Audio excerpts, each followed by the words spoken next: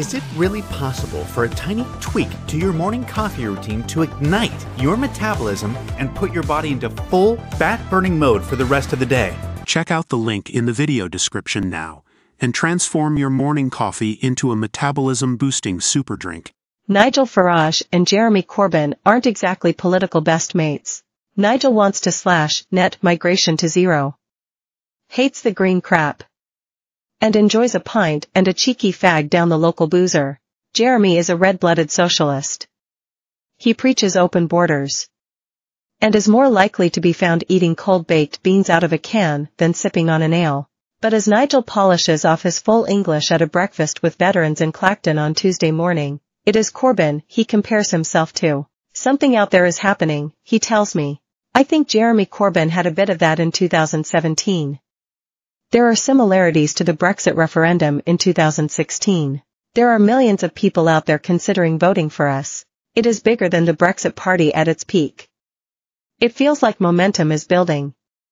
Like a buzz, our channel joined Mr. Farage and his team out on the campaign trail in Clacton, the Essex seaside town where he is running to be a Reform UK MP. His party is surging in the polls, beating the Tories to nab second place behind Labour, according to Bombshell YouGov survey. A gleeful Nigel says he will be PM within 5 years. Out on the stump in Clacton, he is promising nothing short of revolution. Britain is broken. Reform UK is raising a people's army to fix it, he tells locals. And the Tories? They are doomed and he will never join the party, Mr. Farage says. He predicts that up to 50 Tory MPs on the right will quit and join him after the election.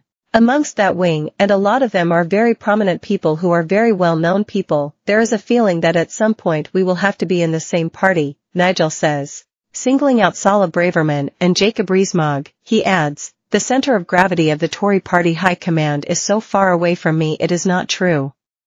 So far away from Sala, it is not true. So far away from Jacob, it is not true. I'm looking to reshape the future of British politics. Senior Tories have queued up to stick the boot into Nigel. Michael Gove called him a chuckle brother fine for a laugh down the pub, but not a PM in waiting. Economists have mocked his manifesto, saying the sums don't add up. But at the Veterans Breakfast at the Sea Cadets Hall in Clacton, people like him. And they don't like many politicians. Well, pretty much none actually, that's the problem.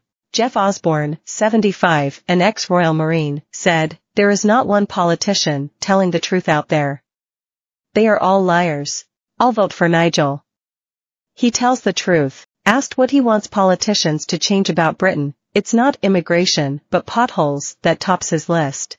The state of the roads in this country are third world. We are going to give it another year living here, and if it doesn't improve, we are going back to our villa in Spain. Roy Walker, 80, served in the Navy and is the president of the Clacton Sea Cadets.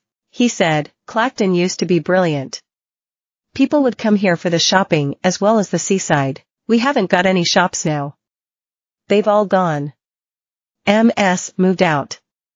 All we have are charity shops and pound shops. He is also going to vote Nigel on July 4th. Down at Clacton's famous pier, there is a similar, anti-establishment feeling. Here amid the whirring arcades, giant Ferris wheel and colorful sweet stands selling striped sticks of rocks is a heavy whiff of anger at politicians. Cheryl Williams, 62, is retired but works a couple of days a week at Tubby Isaac's seafood stall, next to the big wheel.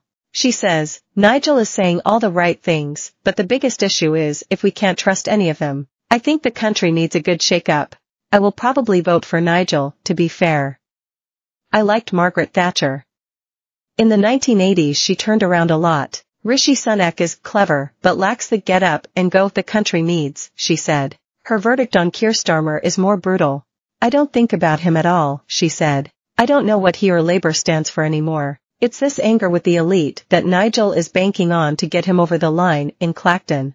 And it's that fire and fury he tries to kindle on stage that evening, when he is up at his first big rally QA in the Prince's Theatre in Clacton. It seats 820, and it's pretty much full.